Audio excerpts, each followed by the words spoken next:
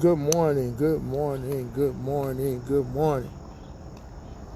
It's Friday. Friday. End of the work week for most. That day that a lot of people look forward to when they start work on Monday. They're looking forward to Friday and being off on Friday. Well, today, Friday is here. And it's a wonderful and blessed Friday. Good morning, everybody. Good morning. I hope you're having a wonderful, wonderful Friday morning. Nice and sunny out here. Got started a bit late today. Got a bunch of construction out here at work, so I apologize for any loud construction noises you might hear in a few moments. So I'm going to jump in and make this really quick before they get to it. So today, real quick, we'll just talk about service. Service. We were created to serve. We weren't created just to hang around and take up space, but we were designed to make a difference. We were created to serve. Good morning, everybody. All the servants on the line, all the servants. We were created to serve. We were created to serve, number one, God, most definitely. Ephesians 2:10 says, "For we are his workmanship, created in Christ Jesus unto good works, which God hath before ordained that we should walk in them." The good works are our service. We were created for service. Service to God. When we do things for other people, good things, we're actually that's our service. We're serving God. Second thing, we are saved to serve God. The first one was we were created to serve. Second is we were saved to serve. So remember, in God's kingdom, we have a place, we have a purpose, we have a role and a function to fulfill. They're not all the same for us, but we all have that role that we have to fulfill. 2 Timothy 1:9 tells us, "For he delivered us and saved us and called us with a holy calling, not because of our works or because of any personal merit. We could do nothing to earn this, but because of his own purpose and grace, which was granted to us in Christ Jesus before the world began." Very important to note that we were not saved by service, or we're not saved by our service. Our works alone aren't going to save us, right? But we were created and we were saved for service because it's the purpose of God. 1 Corinthians 6:20 even tells us, "You were bought with a price.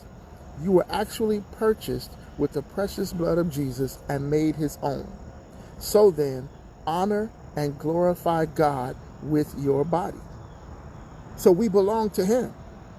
So if he created us with purpose and he created us to serve, then that's what we should be doing. We should honor and glorify him with what we do, with what we were created to do. We are to offer ourselves as what?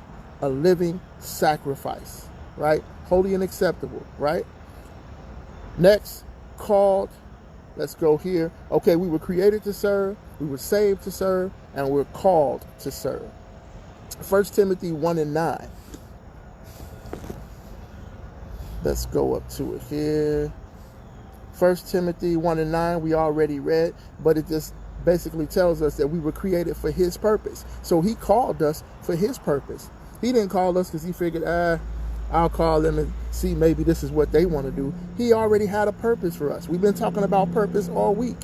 He purposed us. He says, "Before I formed you in the womb, I already knew you. I already had your assignments together. I already knew what it was that I wanted you to do with your life," right? So a lot of times we think about calling. We come to church and we give our life to Christ and we think about, what am I called to do? Or someone else says, what am I called to do? Well, I'm going to give it to you very simply. What you're called to do doesn't necessarily mean I'm going to be a missionary, I'm going to be a pastor, I'm going to be a prophet or an evangelist. And sometimes we get so caught up in those things because that's all we've known. So when we go into the church, these are the people that we see. And don't get me wrong, we need those people operating in ministry. But not everybody's going to be an evangelist. Not everybody's going to be a pastor. Not everybody's going to be a prophet or a teacher. But Whatever it is that you're called to do is just as important as what anybody else is called to do. So check this out. Whenever you use your God-given abilities to help others, to serve others, you're actually fulfilling your calling. So remember those questions at the beginning of the week I asked you to write down. I asked you to write down the things, what you saw that upset you, that made you angry, what you saw that made you sad, what did you see or hear or read about that made you smile. I did those because I want you to see how you respond to different things, how you would respond to them. Because a lot of times we respond out of our gifts without even knowing it. But whenever we use those gifts, whenever we use those abilities to help others, then we're fulfilling our calling that he gave us. So what is it that you're called to do? What is it that you're always trying to help out with? What is it? Is it helping homeless people? When you ride down the street, your heart just breaks and you're like, oh my goodness, I want to help these people find a place. Yes, Sister Wendy, you can be the most inspiring janitor. It doesn't matter what you do.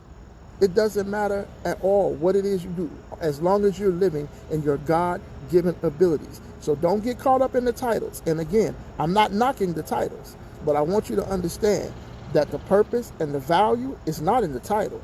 The purpose and the value is in you. Why? Because you were created to serve, you were saved to serve, and you were called to serve. So again, Minister Don Lamar here with the Morning Nuggets. Thank you all for joining. Love you.